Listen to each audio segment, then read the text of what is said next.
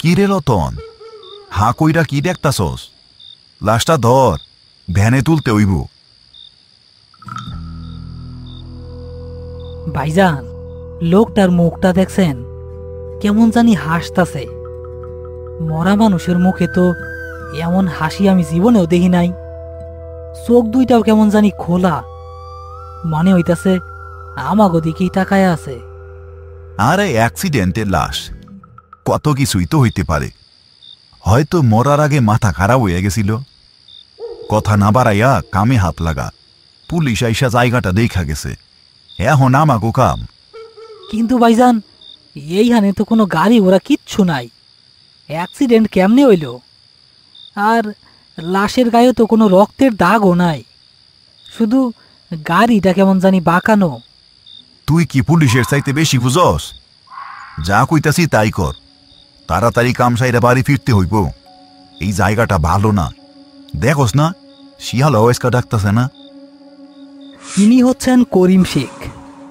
লাশ টানাটানির কাজ করতে করতে যার মন থেকে ভয় ডর প্রায় উঠেই গেছে। সাথে তার তরুণ সহযোগী রতন, যার রক্ত এখনো যে কোনো অস্বাভাবিকতায় হিম হয়ে আসে। আজ রাতে তারা এক অজ্ঞাত বৃদ্ধ লাশ উদ্ধার করতে এসেছে, যার মৃত্যুটা স্বাভাবিক বলে মনে হচ্ছে না। করিম আর রতন লাশটা তোলার জন্য এগিয়ে গেল।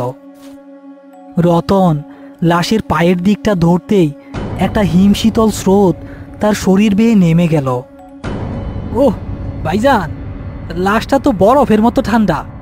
মনে হইতাছে বেশ অনেক দিন ধরেই লাশটা এখানে পইরা আছে। আহ, এত কথা কস কেন? চুপ কইয়া লাশটা তুল। যেই মুহূর্তে তারা লাশটা মাটি থেকে তুলতে যাবে, ঠিক তখনই বৃদ্ধর শক্ত হয়ে থাকা হাতটা হঠাৎ করে রতনের পা চেপে ধরল। চাপটা এতই শক্তিশালী ছিল যে রতন চিৎকার করে মাটিতে পড়ে গেল। ওরে বাবা, ভাইজান, ভাইজান বাঁচান আমারে, আমার পা ধরছে লাশটা। কি সব পাগলের মতো কথা কইতাছস? স্যার কইতাছি। করিম শক্ত করে লাশের হাতটা ধরে একটা মোচড় দিতেই সেটা রতনের পা ছেড়ে দিল। কিন্তু রতন ততক্ষণে ভয়ে প্রায় জ্ঞান হারিয়ে ফেলেছে। তার পা কাঁপছে আর সে ফ্যাল ফ্যাল করে লাশটার দিকে তাকিয়ে আছে। দেখলি তো, মনের ভুল। চল, আর এক মুহূর্ত দেরি করবি না। তারা কোনো মতে লাশটা ভ্যানে তুলে গোরস্থানের দিকে রওনা হলো। পুরো রাস্তা জুড়ে রতন একটা কথাও বলেনি, শুধু ভয়ে ভয়ে বসেছিল।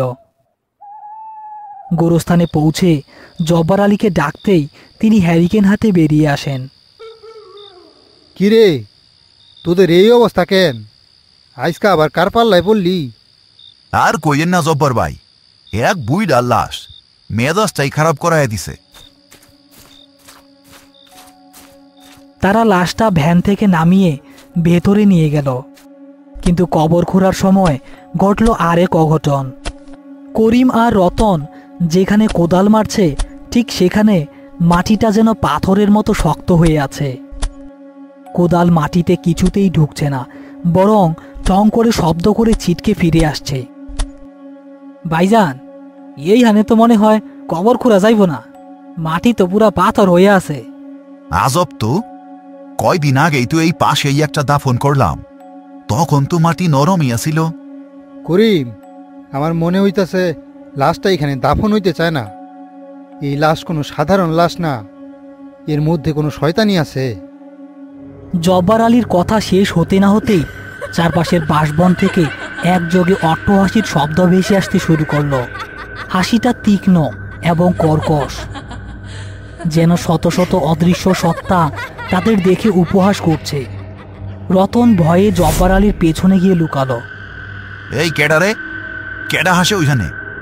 সাহস থাকলে সামনে আয়। করিমের চিৎকারে হাসিটা থেমে গেল, কিন্তু পরিবেশটা আরও ভারী হয়ে উঠেছে। হঠাৎ করেই তারা দেখতে পেল লাশের শরীর থেকে ধোঁয়ার মতো একটা কালো ছায়া বেরিয়ে এসে বাতাসে মিলিয়ে গেল।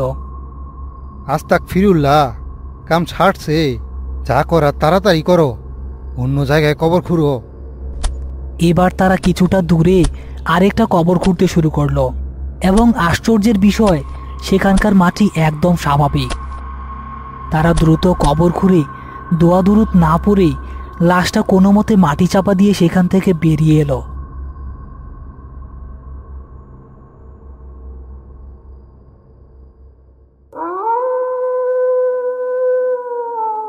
করিম ঘুমানোর চেষ্টা করছে, কিন্তু কিছুতেই যেন তার ঘুম আসছে না। বৃদ্ধর সেই হাসি আর রতনের ভয় পাওয়া মুখটা তার চোখের সামনে ভাসছে। হঠাৎ করেই সে তার ঘরের দরজায় টোকা দেওয়ার শব্দ শুনতে পেল। হ্যাঁ, এত রাইতে কে দা? এই কে? দরজায় করা না রেখে? বাইরে থেকে কোনো উত্তর এলো না, কিন্তু টোকা দেওয়ার শব্দটা আসতেই থাকলো। করিম বিরক্ত হয়ে দরজা খুলতেই দেখল বাইরে কেউ নেই, শুধু উঠানে একটা ভেজা পায়ের ছাপ তার দরজা পর্যন্ত এসে আবার মিলিয়ে গেছে। করিম সজোরে দরজাটা বন্ধ করে দিয়ে বিছানায় আসতেই শুনতে পেল ঘরের ভেতরেই কেউ একজন ফিসফিস করে কথা বলছে। কণ্ঠটা বৃদ্ধ এবং ফ্যাসফ্যাসে। করিম, তুই আমারে ভুল জায়গায় কবর দিছস, আমার কাম এখনো বাকি। হ্যাঁ, কে? কে আমার ঘরে কথা বলে? কে? করিম হ্যারিকেনের আলোটা জ্বালতেই দেখল ঘরের কোণে রাখা তার কোদালটা নিজে থেকেই অল্প অল্প করে কাঁপছে। সে বুঝতে পারল আজকে রাতটা সহজে শেষ হবে না। রতন কম্বল জড়িয়ে শুয়ে আছে। তার মনে হচ্ছে ঘরের বাইরে কেউ একজন খুঁড়িয়ে খুঁড়িয়ে হাঁটছে। হাঁটার শব্দটা তার ঘরের সামনে এসে থেমে গেল। সে ভয়ে চোখ বন্ধ করে ফেলেছে। হঠাৎ সে তার কানের কাছে হিমশীতল নিঃশ্বাস অনুভব করল। ডর পাস? ডর পাওয়া তো কেবল শুরু, আমার বাকি কাজ তোরে দিয়েই শেষ করব। রতন চিৎকার করে উঠে বসল। সে দেখল তার ঘরের জানালা দিয়ে একজোড়া লাল চোখ তার দিকেই তাকিয়ে আছে।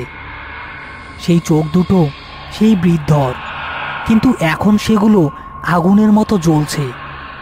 রতন ভয়ে জ্ঞান হারিয়ে ফেলল।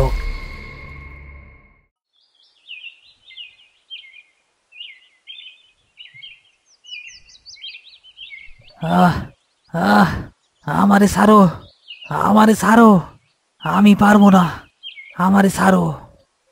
রতন, রতন, কি হইছে তোর?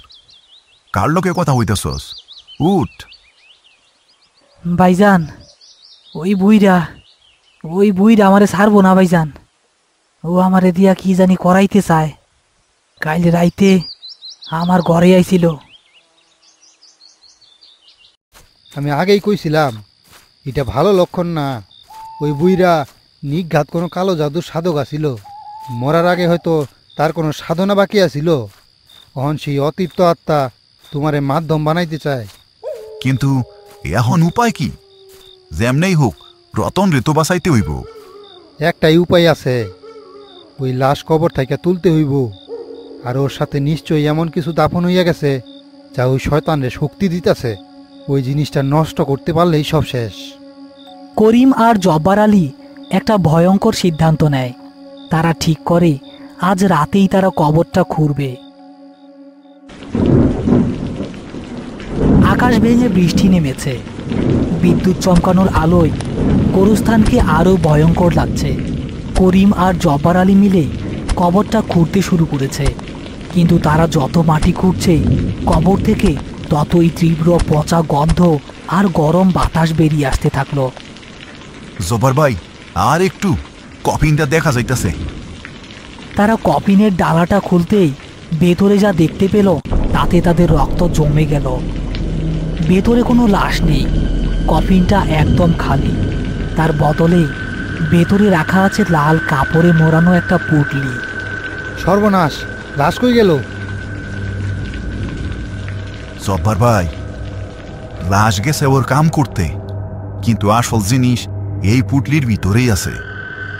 করিম কাঁপা কাঁপা হাতে পুটলিটা খুলতেই ভেতর থেকে বেরিয়ে এলো মানুষের চুল, পশুর শুকনো রক্ত দিয়ে আঁকা কিছু নকশা, আর একটা পুরনো রূপার আংটি। আংটিটা হাতে নিতেই করিমের মনে হলো হাজার হাজার ভোল্টের বিদ্যুৎ তার শরীর দিয়ে বয়ে গেল। ঠিক সেই মুহূর্তে তাদের পেছনে সেই বৃদ্ধর ছায়ামূর্তিটা দাঁড়িয়ে আছে। এবার তার চেহারাটা আগের থেকে অনেক বেশি ভয়ঙ্কর। চোখ দুটো জ্বলছে আর মুখ দিয়ে লালা পড়ছে। আমার জিনিস ফিরাইয়া দে, ওই আংটি আমার সাধনার শেষ অংশ। করিম, আংটিটা আগুনে ফালাও তাড়াতাড়ি। জব্বার আলী হ্যারিকেনের তেল ঢেলে একটা মশাল বানিয়ে ফেলল। করিম সর্বশক্তি দিয়ে আংটিটা সেই আগুনের দিকে ছুঁড়ে মারল। আংটিটা আগুনে পড়তেই চারপাশটা কাঁপিয়ে একটা তীব্র চিৎকার বেরিয়ে এলো। সেই অশরীরী সত্তাটি যন্ত্রণায় চটপট করতে করতে আগুনের শিকার সাথে নিজেও পুড়তে শুরু করলো এবং আগুনে পুড়ে ছাই হয়ে বাতাসে মিলিয়ে গেল।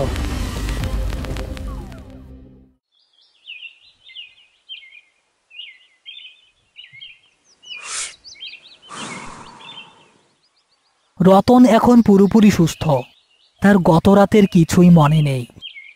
করিম আর জব্বার আলী গোরস্থানের সেই পোড়া পুটলিটার ছাই মাটি চাপা দিয়ে দিয়েছে।